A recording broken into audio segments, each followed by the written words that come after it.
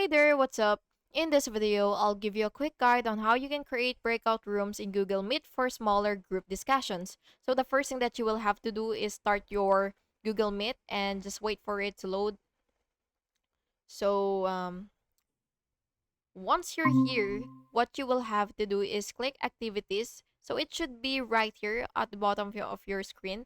You should see something like a triangle, square, circle icon. So what you will have to do is basically just click that if it is available for you. And then you will just have to click breakout rooms and select the number of the rooms that you want. And you will just go ahead and assign participants automatically or manually. And then click open rooms and participants will move into breakout sessions. And by the way, you can join any room as the host to monitor discussions. And yeah, that's basically how you do it. And I hope you found this video helpful. And if you did, please make sure to like and subscribe for more videos like this. Thank you and have an awesome day.